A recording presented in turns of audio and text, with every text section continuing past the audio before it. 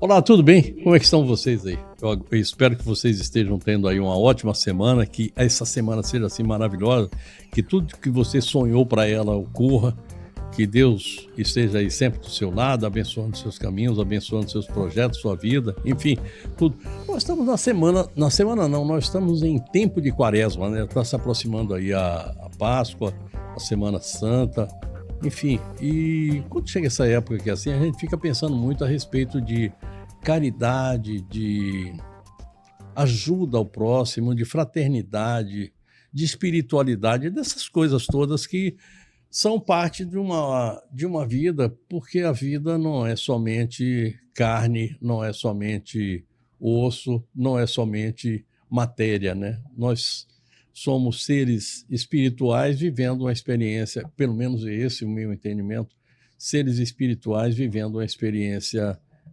carnal. Isso é o que ensina a maioria das religiões, mesmo aquelas que não tocam nesse assunto, que não abordam esse assunto de forma tão explícita, como o Espiritismo, por exemplo. Na Igreja Católica, a gente fala muito a respeito de fraternos, de fraternidade, campanha da fraternidade. Todos os anos a gente tem aí a CNBB, Confederação Nacional dos Bispos do Brasil, colocando essa campanha da fraternidade para frente. A campanha da fraternidade às vezes é contestada, outras vezes é incensada, enfim, mas ela aquilo a que se propõe as religiões, ajudar o próximo. E eu estou falando a respeito disso porque normalmente eu começo o programa aqui falando a respeito de política, e eu acho que tem uma hora que a gente tem que esquecer um pouco aquilo que está acontecendo e olhar para o outro lado. Quando a gente vive num mundo tão polarizado como esse que nós estamos vivendo, com guerra ali no Irã, Iraque, no Irã, com os Estados Unidos, com toda a gente ali guerreando entre si, a gente vê que nós estamos travando uma guerra ali, que é uma guerra de conceitos, econômica, uma guerra física, uma guerra que extrapola o plano físico. E, na verdade, o que nós temos é uma guerra diária espiritual.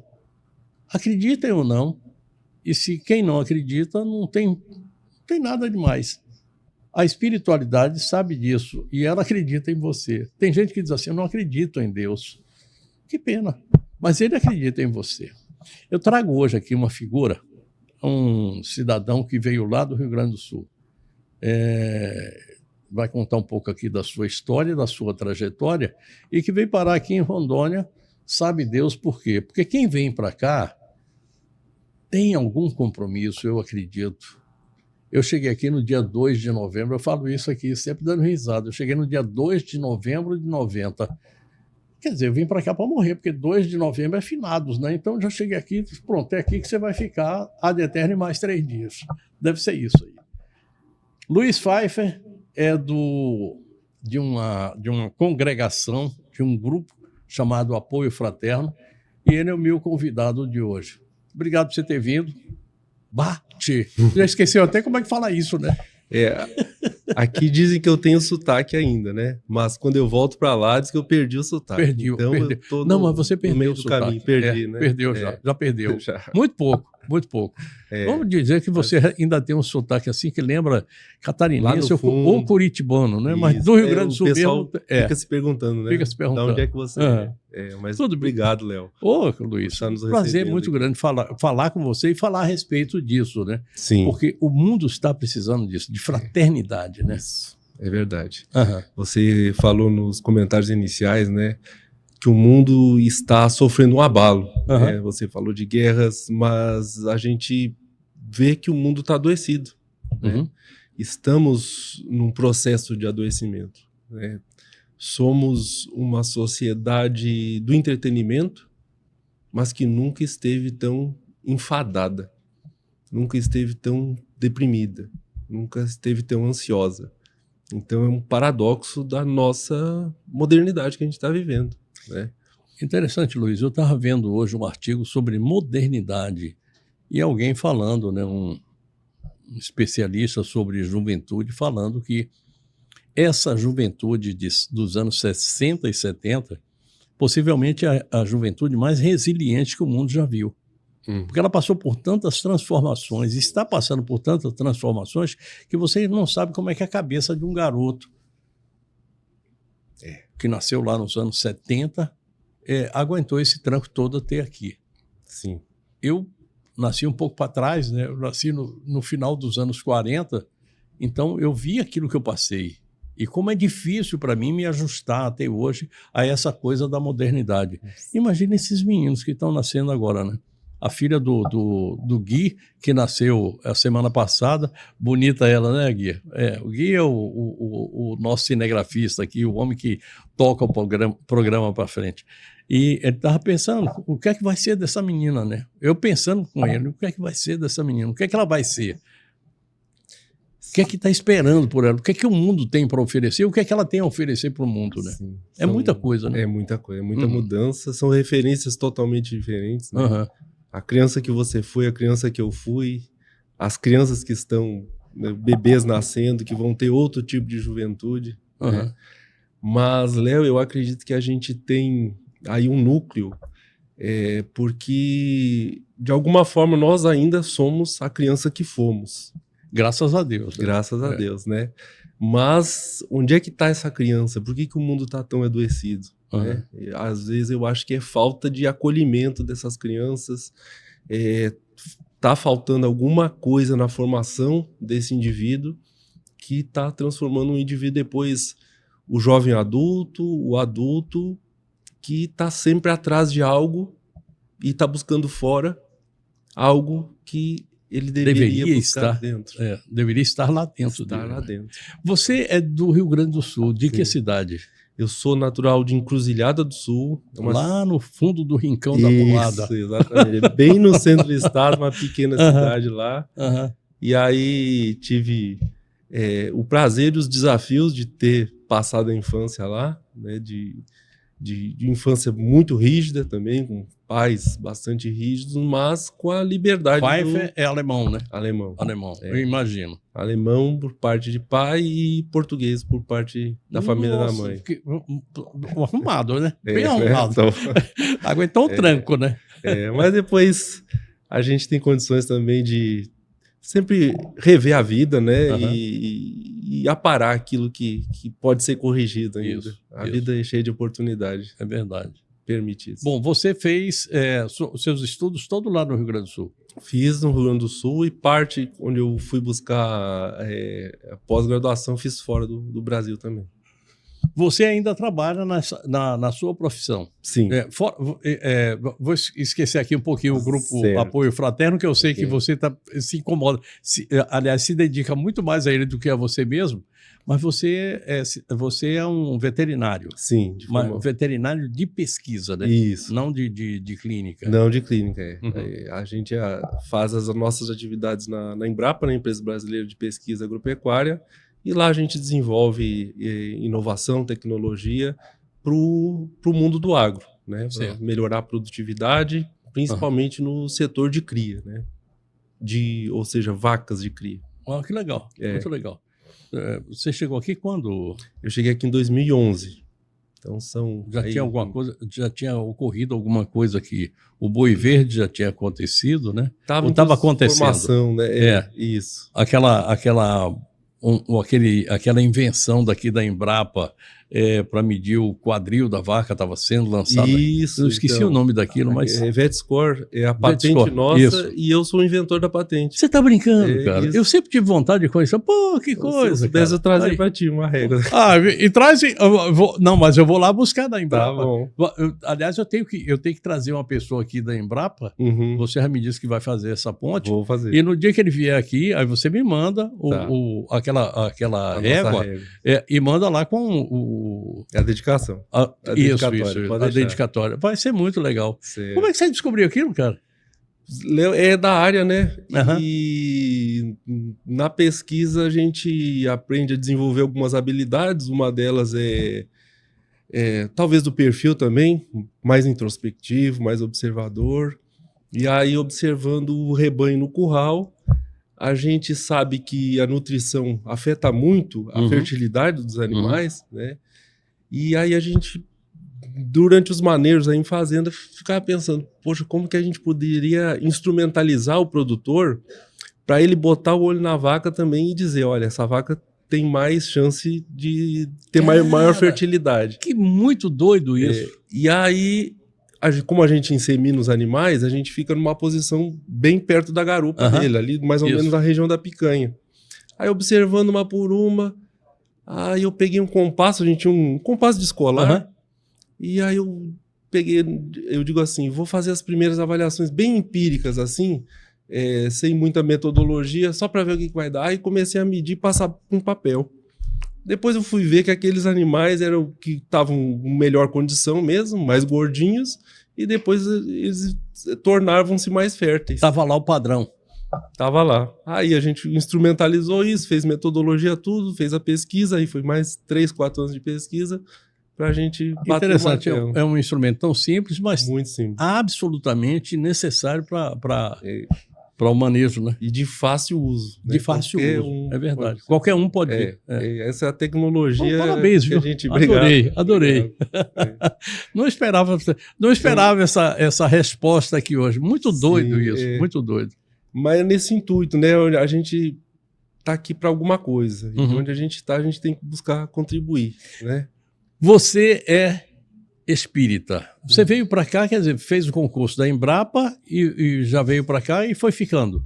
Fiquei por aqui. Agora, interessante, o pessoal da Embrapa, a cada 6 anos você tem um remanejo. Isso. Você está aqui já faz tempo, 11, 17, já está caminhando para 12 anos, né? 15 anos. 15 anos. Caramba.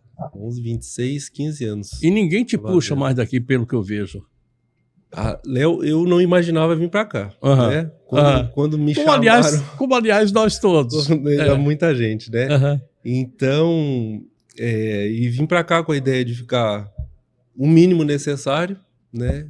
Mas eu não tinha ideia o que Deus estava reservando para mim. É que o mínimo necessário não era aquilo que você estava pensando, e você talvez não tenha atingido nem o mínimo necessário, né? Pode ficando aí, porque você tem muita coisa para fazer aqui. Exatamente. Grupo Apoio Fraterno. Eu, quando cheguei aqui em Porto Velho, a Sadia ficava ali perto do Centro Espírita Irmão Jacó. Eu já lhe falei aqui em off que eu tinha alguns problemas com espiritismo, né? Achava algo estranho e tal, não sei o quê. Hoje nem um pouco. Muito pelo contrário, faz parte dos meus estudos, faz parte da minha vida. Mas quando eu passava ali, eu disse, o que esse povo tanto faz aí dia de domingo? E eu achava que era o seguinte, que eram somente sessões mediúnicas, alguma coisa assim do estilo. Depois é que eu fui ver, através de uma figura que eu conheci aqui também, que é um dos dirigentes lá, como é que é o nome dele, do hotel? Seu Jordelino. Jordelino. Quando eu conheci o Jordelino, eu disse, cara, tá aqui a explicação. Não tem nada a ver com sessão mediúnica, tem a ver com fraternidade. Isso. Porque ele é uma figura absolutamente diferenciada, né? É verdade. Grupo Apoio Fraterno não nasce ali, mas ele encaixa ali como uma luva, né? Isso. E na verdade a gente pode considerar que nasceu ali, Léo, porque né, na doutrina espírita a gente tem uma máxima, né, que é uma doutrina cristã, ou seja, a gente tem Jesus como modelo e guia, mas ele tem Você uma é kardecista, máxima, né? Kardecista. E que diz assim, né, fora da caridade não há salvação. Então, o nosso caminhar aqui é pela caridade, ou seja, em outras denominações, né, ou até tais no Evangelho, é nas nossas obras, ou seja, a fé sem obras é uma fé estéril, né? E você falou do seu Jordelino, o seu Jordelino sempre fala que quando ele começou o centro, ele disse assim, a gente pode abrir o centro aqui, foi uma doação que ele fez, pessoal, então um desapego enorme, né? Uma nobreza de sentimento. É uma figura diferente de todos nós. Jordelino tá... Eu não sei onde é que ele está, mas seguramente não está nesse umbral nosso aqui. Não está por aqui, não. E ele disse, né? Ok, vamos abrir um centro, mas precisa trabalhar com aquele menos favorecido. Precisa trabalhar com a assistência social. tem que ter obra social aqui. E onde tem obra social, a gente sabe que Jesus está envolvido, a espiritualidade está conosco. E é nesse caminhar que veio se desenvolvendo o Grupo Apoio Fraterno lá para trabalhar mais especificamente. Mas o Grupo Apoio Fraterno ele nasce em Porto Alegre, né? Originalmente ele é pelo menos com esse nome, é lá de Porto Alegre, né? Você já o conhecia lá de Porto Alegre? Não. Ele iniciou em 2002 em Santo Ângelo, no Rio Grande do Sul. Lá no Rio Grande do Sul. E iniciou com um médico psiquiatra, Dr. Edson Cardoso, e ele iniciou lá o trabalho com dependência química e familiares, e a gente veio a descobrir que existia esse grupo Apoio Fraterno, porque são grupos Apoio Fraterno, tem em todo o Brasil, hoje são mais de 20 espalhados no Brasil. A gente só veio descobrir ele em 2015. E aí, quando a gente descobriu, como já fazia o acolhimento a irmãos em situação de rua aqui em Porto Velho, lá no Centro Espírita Irmão Jacó, a gente vislumbrou isso. Opa, a gente precisa trazer para Porto Velho esse trabalho de ajuda mútua.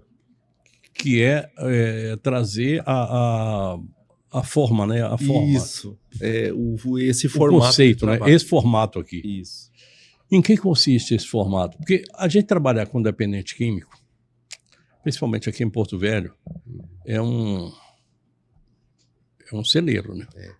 A gente trabalhar aqui com gente que está em situação de rua, proporcionalmente, eu não sei como é que é, possivelmente você deve ter esses números aí, mas nós estamos muito aquém, muito acima de qualquer outra capital. Porque nós temos também aqui os migrantes para que vêm e que, de repente, estão lá em situação de rua, o que é uma coisa terrível. E os invisíveis, né? Os invisíveis da sociedade.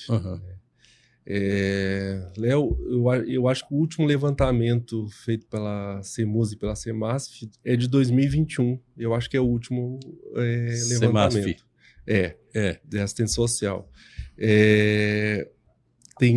Na época, tinha mais de 400, cerca de 440 seria o total da população de rua em Porto Velho. Hoje eu acredito que já deve ter passado de 500 pessoas em situação de rua aqui na capital. E é muito difícil, é uma população que a tendência não está sendo de redução. Infelizmente. A gente trabalha lá no Centro Espírita toda sexta-feira fazendo o acolhimento deles, né? E lá eles participam de várias atividades e a gente vê aumentando esse número ao longo dos anos. Olha, gente, eu não estou dizendo que isso não tem nada a ver com religião. Então, tem a ver com caridade. Caridade é outra coisa. Caridade, tem gente que fala em dízimo, tem gente que fala em ajuda, ajuda fraterna. A Igreja Católica tem as suas pastorais da família, pastoral do pessoal que está na rua. Tem várias pastorais. Então, cada igreja ela tem uma forma de abordar esse assunto. Eu queria que vocês, uma hora, coloquem de lado todo o preconceito, até porque preconceito é conceito antecipado. Então, preconceito não é nada feio, é somente ter um conceito de algo que você não conhece. Então, coloque o conceito do lado de fora e dê um pulo lá no Irmão Jacó. Segunda-feira, eu já estive lá nos dias de domingo à tarde. No domingo à tarde, eu vi algumas coisas que são feitas lá em termos de atendimento, de acolhimento a essas pessoas. Banho, barba, cabelo, comida, roupa. Sexta-feira, Léo. Sexta-feira, é verdade, sexta-feira. E olha, é alguma coisa que vale a pena você ir. Dê um pulinho até lá, sexta-feira à tarde, o Centro Espírita Irmão Jacó fica na Vieira Caúla, ali antes da Avenida Rio Madeira, entre a Avenida Rio Madeira e a Avenida... na Manuel Laurentino. Esquina com Vieira Caúla. Esquina com Vieira Caúla. É fácil de você ver, é uma casa grande, você vai ver que está cheio de carro por lá, porque cheio de gente. E você vai ver gente lá que você faz assim, na hora que você olha, você faz, eu não tenho problema. Eu conheço alguém que tem problema. Você vai ver gente que tem problema. Eu vou fazer um brinde aqui ao Grupo Apoio Fraterno. brindar com água, que é a melhor coisa do mundo. E vou trazer um recado para vocês de Mina Linda. Olha que beleza que tem. Em meio à natureza totalmente preservada, há 23 anos cuidamos da origem da água mais pura do estado, com a leveza que só a captação subterrânea, protegida por camadas naturais, pode proporcionar. Água mineral Mina Linda se destaca por ter o maior pH, tecnologia e sustentabilidade caminhando juntas. São mais de 1000 placas solares. 9 tanques de aço inox garantem armazenamento seguro e controlado. Sistemas digitais e envase 100% automático asseguram uma água pura do início ao fim. Um rigoroso controle interno, com análises físico-químicas e microbiológicas, comprova a qualidade e a segurança. De 300 ml a 20 litros, Mina Linda oferece a solução ideal para cada momento do seu dia. Beber água mineral é cuidar do corpo, do metabolismo e da saúde. Escolha a pureza, escolha a tecnologia, escolha água mineral Mina Linda, a única de Rondônia com maior pH. Estamos de volta, eu estou no segundo bloco do nosso programa de hoje, conversando aqui com o Luiz Pfeiffer, do Grupo Apoio Fraterno. Eu ia dizer que você era presidente do Grupo Apoio Fraterno. Não tem presidente, né? Tem coordenador, né? Tem coordenador. Quem é a coordenadora? Hoje a coordenadora é a nossa irmã Adriana. Adriana. Ela é enfermeira, dá aula lá no NIR. Aliás, professora. já tem tempo que ela está lá, né? E a gente tem um sistema de, a cada 2 anos, troca o coordenador. Então a gente está na gestão da Adriana. Muito legal. Que não pôde estar aqui. Que pena. Que pena. A próxima vez ela vem, sim. Ela vem. Eu acho que é alguma coisa que a gente tem que estar sempre falando para as pessoas. Sim. Chamar gente, né? Tem uma música lá do Moraes Moreira e do Armandinho, lá na Bahia, que fala: é um verdadeiro, chame, gente. Tem que chamar gente para participar de coisa boa. Sim. Bom, quem é que pode participar do apoio fraterno? Você, alguém da sua família, qualquer pessoa que se sinta tocada. Eu preciso dar um pouco de mim para essas pessoas aqui. E em que você pode dar? O que uma pessoa que está morando na rua precisa? Bom, a primeira coisa que ela precisa é ser vista.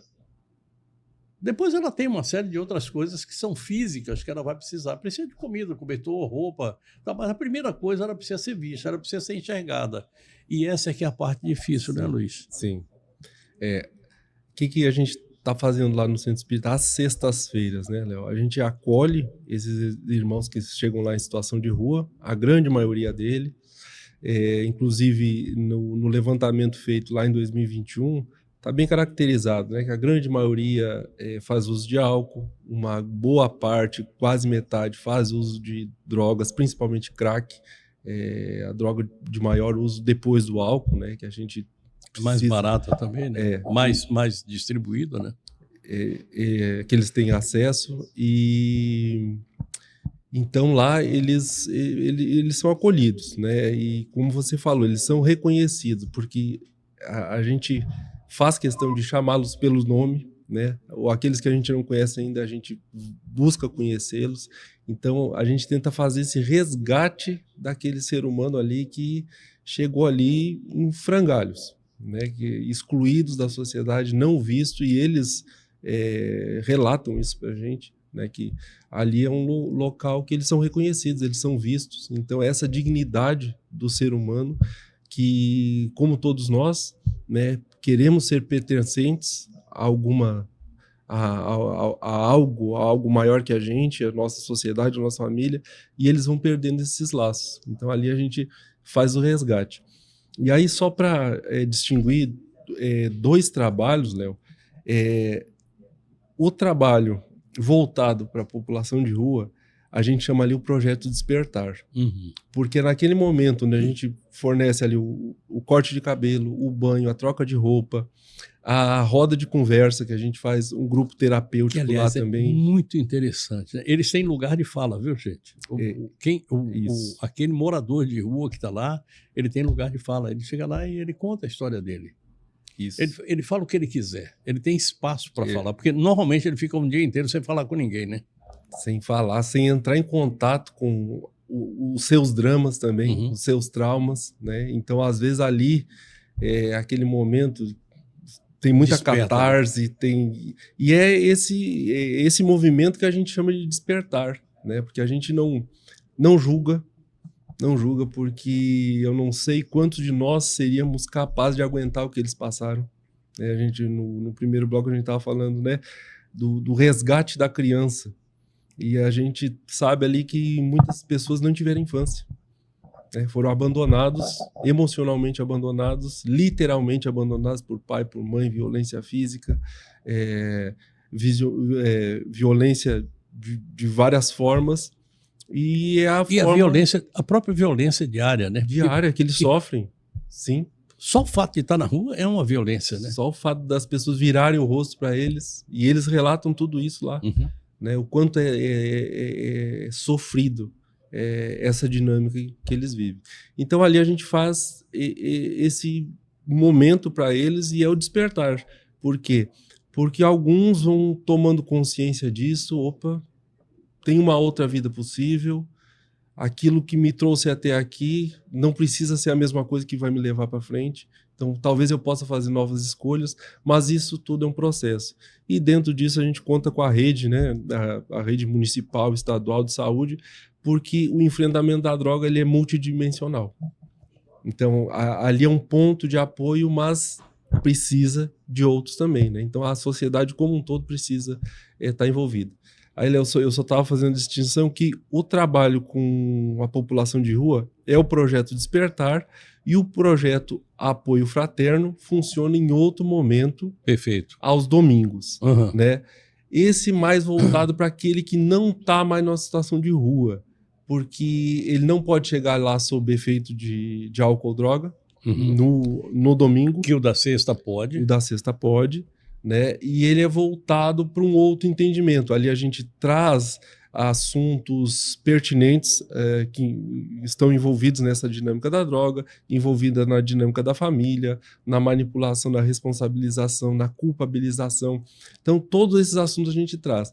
Mas como é um momento de muito insight, de muita reflexão, a gente não pode permitir que pessoas sob efeito vão lá no domingo. Perfeito. Então seria quebrar aquele momento. Isso. E outra, tem pessoas que já estão em recuperação também. Né? Chega algum com cheiros, vai sentir um cheiro de álcool, a gente pode isso ter complicações no próprio processo de desintoxicação que uma pessoa pode estar passando. Perfeito, né? Perfeito. E nesse falar de drogas, por exemplo, né? Eu tô fumando, é um negócio complicado. Bastante exatamente. Complicado. E eles vão ter o espaço deles também, né? Tem um momento de reflexão e tem um momento de depoimento. Isso falando no nosso encontro que são aos domingos, né? Começa a que horas no domingo? E familiar, às 5 horas da tarde. 5 da tarde. Isso, tá. 5 horas da tarde a gente fecha o portão e inicia os trabalhos lá. Aí para as pessoas que querem, vou falar isso aqui, se quiser tomar um passe mediúnico, o que é um passe mediúnico? É uma prece que se faz para aquela pessoa que está ali, tá? Não exatamente para Léo, mas para o espírito que habita o Léo, né? Essa é uma conversa entre eles, entre espíritos. Que a gente não ouve, não. É somente aquilo ali assim, imposição de mãos. Não tem fenômeno acontecendo lá. Não tem fenômeno mediúnico, você não vai ver ninguém pegando santo lá, nada. É uma coisa bem simples, muito tranquila. E é nesses momentos lá de encontro com a família, porque, como você falou, Léo, e lá no início a gente falava do mundo conturbado que a gente vive, a gente precisa pensar, né? Por que a droga está em todas as fatias da sociedade? E por que as pessoas estão usando esse subterfúgio para sobreviver, para poder viver, para se movimentar aqui, né? Por qual razão? Será que a gente já parou para pensar nisso? Então, muita gente nem consegue ir lá, por conta do próprio preconceito, né? Então, ou escondendo isso. Eu não quero enxergar que isso esteja acontecendo na minha casa, na minha família. Então, pensando nisso também, a gente, aos domingos, a gente faz um momento lá muito sigiloso. Não tem nenhuma placa lá dizendo que aqui acontece um grupo de ajuda mútua para dependentes químicos. Ninguém sabe o que acontece lá no domingo, né? E como você conhece lá o Centro Espírita, ele é muito movimentado, né? Muita gente frequenta graças lá. A Deus. Graças a Deus. No domingo ninguém frequenta, porque a gente escolheu um momento que o centro está totalmente fechado. Perfeito. Então ninguém vai estar... alguém que possa olhar, o fulano está entrando lá no Centro Espírita naquele momento. É por causa que é o grupo que está acontecendo lá, é o grupo de dependente químico. Então nada disso acontece. Então ele é totalmente sigiloso. Olha, eu queria, já que nós falamos a respeito de dependência química, eu trouxe aqui há poucos dias o meu querido irmão Deusdedit, irmão de maçonaria, psicólogo e muito focado e muito voltado para essa questão da adicção, do consumo de drogas em quantidades viciantes. Pronto, eu acho que eu expliquei muito bem, para não ter que chamar aquela história de viciado, uma pessoa que passou do ponto. Nós temos aqui alguns grupos, e eu vou falar do primeiro dele, que é Alcoólicos Anônimos. Alcoólicos Anônimos, nós temos aqui pelo menos 2, 3 grupos. Um fica do lado da Catedral Basílica, aqui na rua José Bonifácio, aqui no centro de Porto Velho. Reuniões sábados à noite. Acho que é isso mesmo, Léo? Acho que é isso. E se você tem problema com álcool, dá uma ligada, procure lá, Alcoólicos Anônimos, dá um Google aí que você vai encontrar Alcoólicos Anônimos. Nós temos outro grupo aqui que fica na Avenida Mamoré, Guaporé, Mamoré. É o grupo de Narcóticos Anônimos. Alcoólicos Anônimos, ele recebe todo tipo de drogas, mas ele tem focado mais para o álcool.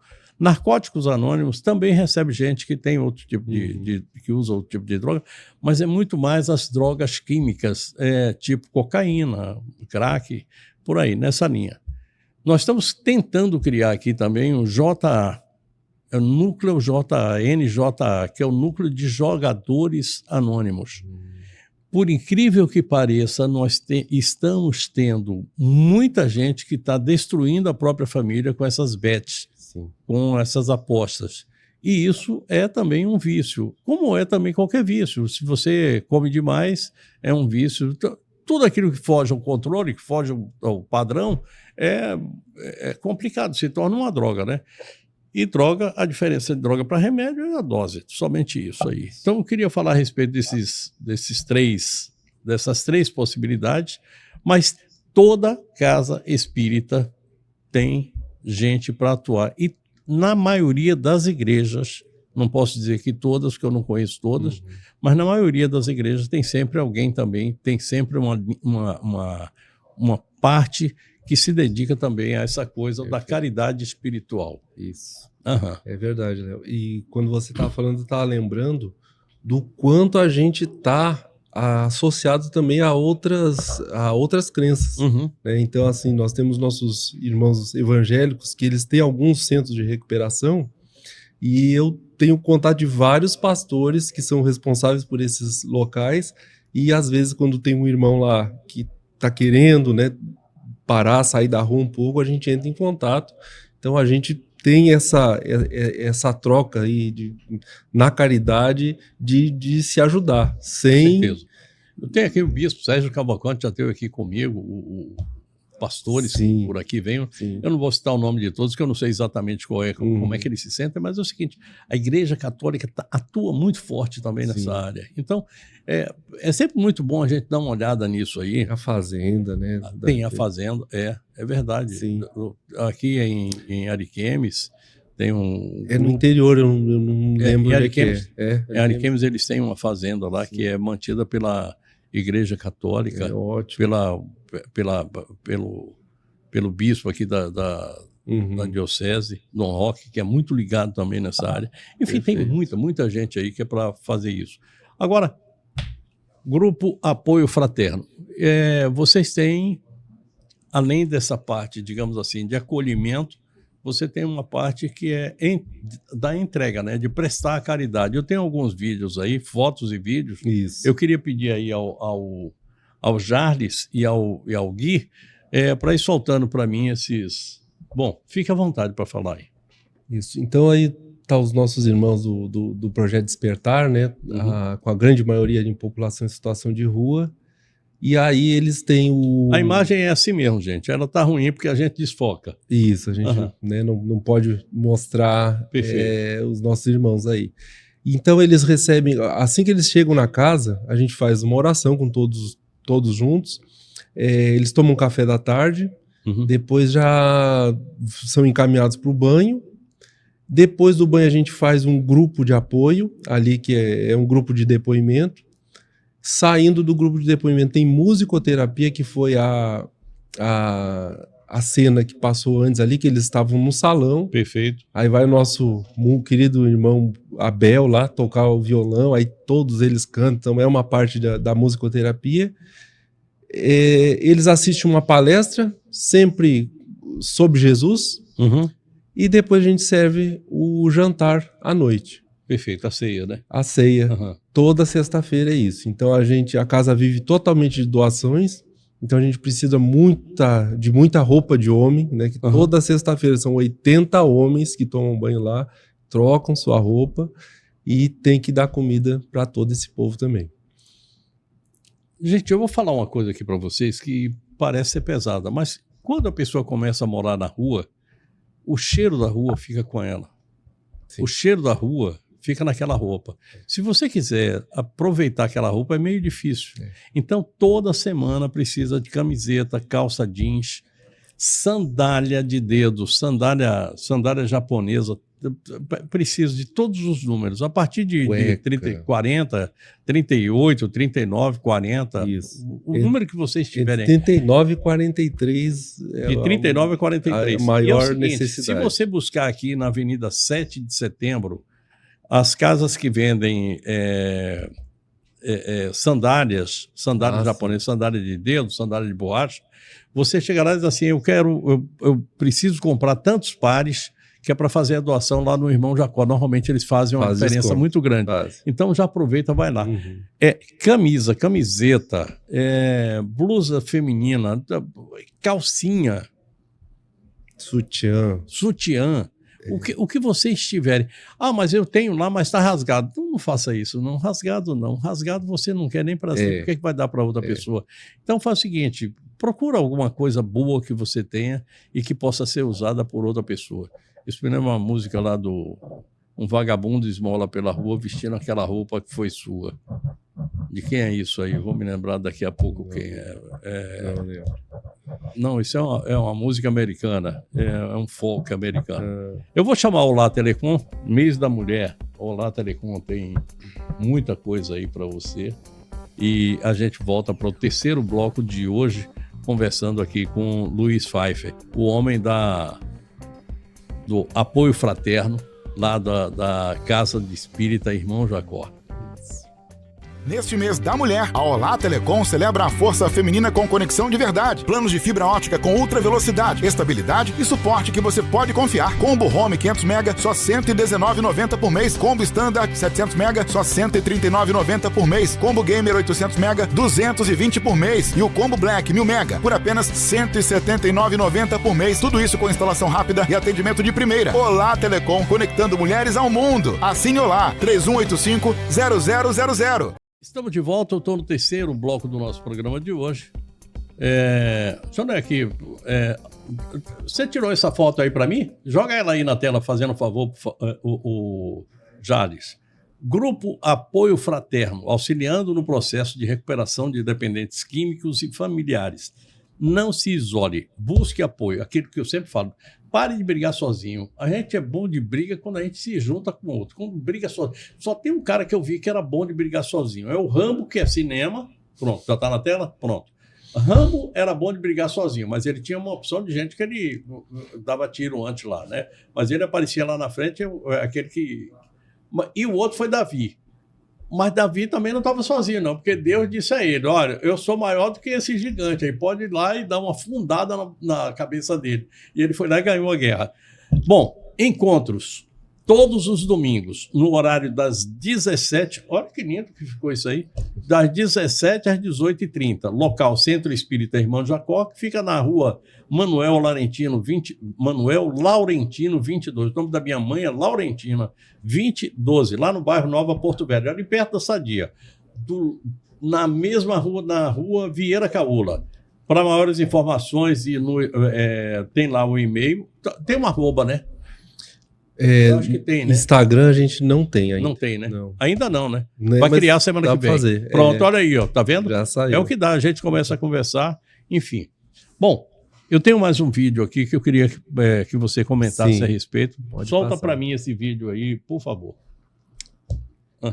Esse aí é na hora da entrada deles, que eles já estão recebendo o café da tarde, né? E então é logo depois da entrada. Aí já deve ser 5h10 da tarde.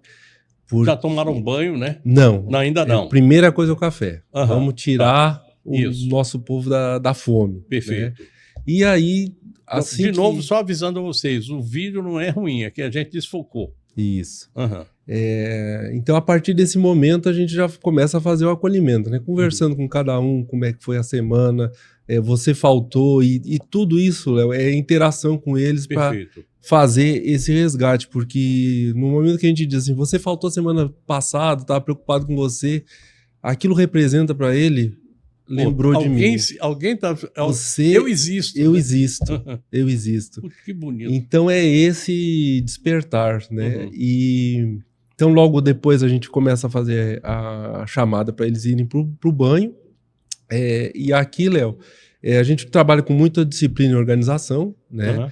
Aqui dentro enquanto o trabalho está ocorrendo, não pode fazer uso, né, de bebida alcoólica. Corte. E nem fumar. Então, e a gente fica pensando assim, né? Qual é a dimensão que tem esse trabalho? Porque tem alguns irmãos que chegam aí completamente sob efeito. Eles sabem que entrando na casa, eles não vão poder fazer mais uso e nem ficar naquele comportamento que eles estavam, mas eles continuam. Né? E eles continuam lá, eles ainda vêm. Né? Então a gente fica pensando, poxa, um irmão nessa situação, por que ele está vindo para cá onde ele não pode fazer o que ele estava fazendo até há 5 minutos atrás? Então, não pode sentir o prazer da droga que está sentindo, né? Porque, gente, a droga é usada porque ela produz um nível de prazer. É pequeno, é rápido, mas tem. Enfim, e é por isso que se usa, não é por outra coisa não é por outro motivo. Aliás, tem os outros, né? Mas esse é o motivo, digamos assim, o principal, né? E essa é uma batalha cruel, né? Porque a gente está tirando aquele prazer que às vezes é a fuga daquele indivíduo. Perfeito. Agora me conta uma coisa, mais homens ou mais mulheres? Mais jovens ou mais idosos? Mais homens em idade de trabalho ativo, né? Então, em torno de 18 a 45 anos, a grande maioria do público que vai estar lá. O velhinho é meio difícil, né? Mas vai também pelo álcool, né? Tem muito também, mais pelo álcool, né? É muito usuário de álcool. E eles têm, infelizmente, uma vida muito abreviada, né, Léo? A gente estima-se que, enquanto a nossa expectativa está em 77, 70 e poucos anos, a deles está no máximo de 42 anos. Meu Deus. Então, uma redução de vida muito grande. Rapaz. E quando a gente pensa isso em termos de trabalho, em termos de produtividade, em termos de riqueza, né? Tudo isso. E é bom esclarecer, né? Porque talvez uma parcela da população até que possa estar nos ouvindo está dizendo, mas vocês estão lá alimentando eles e fazendo a manutenção no vício. É que a gente não consegue enxergar o quanto daquilo ali a gente está fazendo diminuição de dano. Porque eles mesmos dizem, né, quando eles chegam lá, olha, quando da quarta a quinta-feira a gente já começa a pensar, sexta-feira a gente vai para o centro, sexta-feira tem o nosso encontro, então hoje eu já não vou usar. E aquele dia, enquanto ele está ali, ele não está usando e ele está aproveitando aquele momento de paz, né, o de mínimo, assim, para refletir. Então, quantas coisas não passam por ali e muda decisões que ele ia tomar naquele final de semana, naqueles dias. Mais brasileiros ou mais Ainda mais brasileiros. Mais brasileiros. Muito mais brasileiros. Tem imigrantes que vão lá muito por conta da comida também e da roupa, né? Porque a gente não faz distinção se a pessoa é usuária ou não. Mas o pessoal que vem de fora, ele é muito mais transitório. Aparece ali, fica 2, 3 semanas, depois a gente já não sabe mais, já não tem mais notícia deles. Bom, uma coisa que vocês fazem é dar comida, promover esses... alimentar em um local. Isso. Alimentar fora desse local é uma coisa que não é muito boa, né? Então, se você puder canalizar os seus esforços doando, fazendo a doação para um... Eu estou falando aqui para o apoio fraterno, mas pode ser para a igreja, para onde for. Isso. Se você não fizer, não ajudar a mendicância, você termina ajudando esses grupos fraternos que podem fazer um controle maior dos danos, né? Muito melhor. A gente faz a seguinte reflexão, né, Léo? Outra coisa, dinheiro, gente, pelo amor de Deus. Então, nesse sentido também, né? Porque assim, poxa, eles estão com fome, ok. Mas você só tá dando a comida, então eu acho que merece reflexão isso. Porque se você não tá atrelando, né, valor, reconhecimento, resgate junto à comida, talvez né, perca a razão. A razão de existir. De ser. Né? Mas quando por isso que quando eu encontro qualquer irmão na rua, né, e a gente se reconhece, eu digo, sexta-feira eu estou esperando vocês lá, né? Às vezes no sinal, às vezes numa padaria, e aqueles que não conhecem, eu chamo para conversar, porque às vezes eles não precisam nem tanto do alimento, eles precisam da atenção, eu chamo para conversar, eu digo, meu irmão, tu conhece o irmão Jacó? Sabe onde é que fica? Aí eu explico, sexta-feira me encontra lá. Aí ele vai no descrédito, né? Chega lá, a gente tá lá, esperando ele. E ele diz, poxa, a pessoa me reconheceu e tá me esperando aqui. Você já tem os seus filhos, sua família já estruturada aqui em Porto Velho. Sim. A esposa é daqui de Rondônia? Daqui de Rondônia. Daqui também? Filha rondoniense também, sim. Uma filha? Uma filha. E como é que tá? Bom, tá todo mundo integrado lá, né?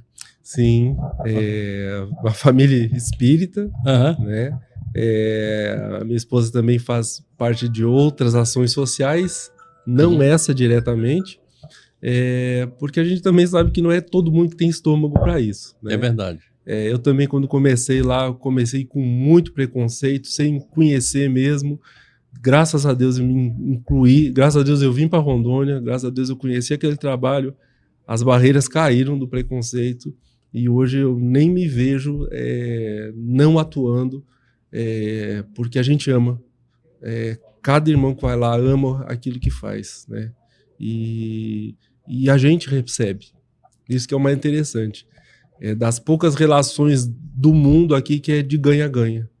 A gente acaba ganhando. Quem mais ganha é a gente. A gente usa muito aqui na nossa casa, fazer o bem. Nós temos uma campanha aqui anual, Dia do Bem. E a gente fala sempre que fazer o bem só faz bem, não faz mal para ninguém. Toda vez que você entrega alguma coisa que você tem, na verdade você não está diminuindo daquilo que você tem, você está multiplicando. Você tira um pouco daquilo que você tem a mais e entrega para alguém que tem a menos. E isso é uma relação de virtuosidade que é muito, muito importante. Eu acho que principalmente nessa época aqui de Quaresma, que é um tempo que a gente tem aqui de pensar a respeito de tudo isso, nós vamos passar aí, ter o momento da Páscoa, tem gente que gosta mais da Sexta-feira Santa, tem gente que gosta mais da Páscoa, tem gente que vê isso aí apenas como festa, outro vê como um tempo de penitência. Eu acho que muito mais que penitência, eu acho que seria um tempo de fraternidade. É muito bom que a gente tenha essa oportunidade de ver isso e tocar isso para frente. Obrigado, Luiz. Fala, eu ia... Muito obrigado. Não, o que é isso? Você ia falando mais alguma coisa aí? Fique à vontade. Essa questão da droga, ninguém queria passar por isso, né? Não. A gente não conhece um dependente que queria ser dependente e escolheu ser dependente, né? Até porque quando ele consegue deixar a dependência, eu conheço exatamente como é que é isso. Eu sei a alegria que isso dá na vida dele, a força que isso dá para que ele possa tocar projetos, tudo isso. Se transforma num novo homem, uma nova mulher. Né? E E aí, às vezes a família, Léo, ela não se enxerga como parte do problema e também como parte da solução. Às vezes encontra aquele indivíduo que ele começou a fazer uso de droga e a família diz assim, eu quero que isso se resolva. Vai lá e para. Mas, normalmente, a família está envolvida nisso. Então, é uma disfunção familiar que apenas alguém que foi buscar a droga está mostrando um sintoma. Mas a disfunção é familiar. Então, normalmente existe uma disfunção familiar e assim como a solução também tem que ser familiar. Por isso é importante que a família vá nos encontros para ela entender toda essa dinâmica da droga. Porque, por exemplo, a gente já teve casos do usuário sair do tratamento, passou os 9 meses do tratamento, chegou em casa, a família fez uma festa com álcool para recebê-lo. Então, assim, a família precisa se reestruturar, a família precisa repensar os hábitos, repensar as dinâmicas, e isso lá nas reuniões fica muito claro. A gente vê, às vezes, mães chegando assim, num nível de desespero, num nível de desesperança enorme, e passa alguns meses aquela mãezinha está transformada, e o problema persiste. Então ela entende que a vida ainda é possível, eu posso olhar para mim, eu posso me amar e eu posso ajudar, mesmo que o problema ainda não se resolva totalmente. Obrigado, Luiz. Eu que agradeço. Parece. Obrigado pelo espaço. Leve um abraço para todos lá. Pode deixar, Léo. Uhum. E vamos falar sobre a Embrapa também. Vamos aparecer aqui para conversar sobre a Embrapa. A gente está encerrando o programa de hoje e a gente começou dizendo que a nossa sociedade está doente. E eu vou encerrar esse programa com um verso de uma canção que eu gosto muito do Lulu Santos. Para todo mal, a cura. Quando ele fez essa música, ele estava falando a respeito de AIDS. Eu não estou falando a respeito de AIDS, eu estou falando a respeito de todos os males. E a maioria dos males, eu tenho quase certeza disso, mesmo aqueles que só parecem ser físicos, eles têm uma característica que tem a ver com alguma coisa da espiritualidade. Eu desejo a todos vocês boa noite, bom sono, bons sonhos, fiquem com Deus. Amanhã, não, quarta-feira, a gente se encontra aqui, eu vou trazer uma figura que vai lançar um livro aqui, Lito Casara. Vocês vão gostar. Tem muita gente que conhece o Lito. Filho da Terra, que está lançando Barranco Alto, 2 tomos. Vai ser um prazer dividir isso aqui com vocês. Fiquem com Deus. E agora pode ir para a cama. Pensa a respeito de tudo que nós falamos. Dorme bem. Porque você sabe que só pode ir para a cama depois de falar comigo. Beijo grande. Fique na paz. Tchau, tchau.